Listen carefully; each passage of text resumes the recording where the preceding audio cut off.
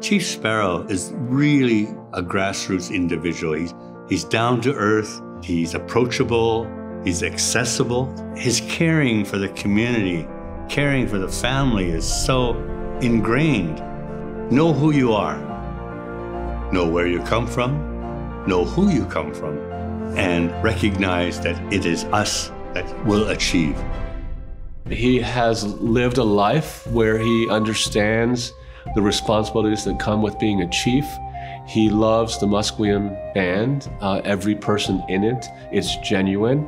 And for that, he wakes up and he works very hard from morning to night on behalf of his people.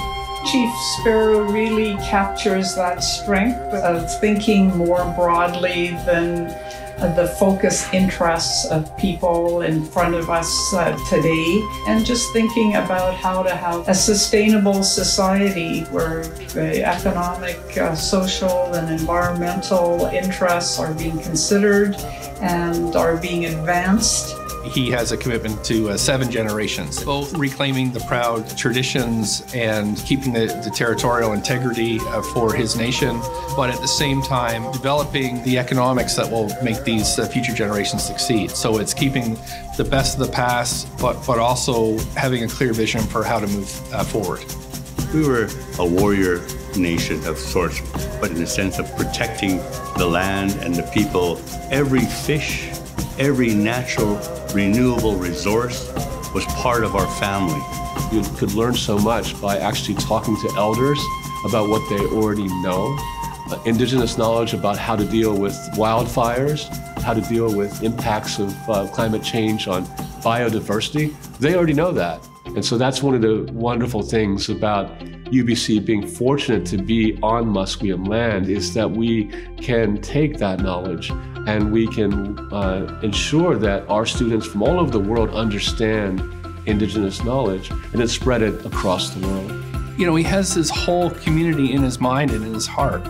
And so that's what gives him the strength to kind of push through things that may have seemed impossible 10, 20, 30 years ago that he's been able to make happen. And I do think that is really his legacy. What I see the chief looking for is creating opportunities for the Musqueam community to be in the driver's seat of their destiny and their opportunities in their historic territory. Chief Sparrow represents a community that's in it for the long term, and it always has been.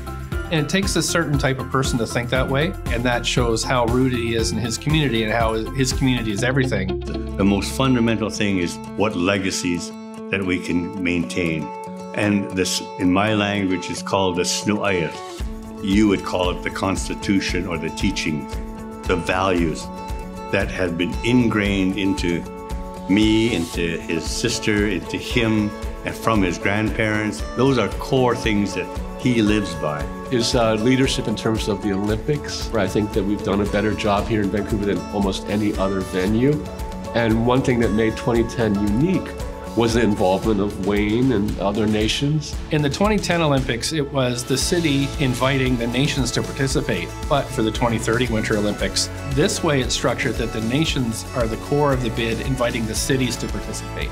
And the order of that is so important. And I hope that by then, because just around the corner, we will have advanced as a nation in true reconciliation. We have a lot of work to do, but it's because of the leadership and vision of people like Wayne that I think we will move significantly between now and 2030. 2030 is just an opportunity for us to celebrate, but also to push us to do more in terms of truth and reconciliation.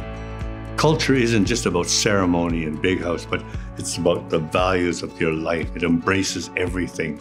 He tries to ensure that his decision-making is based on the values of our ancestors. He will say, I didn't do this. My team did this.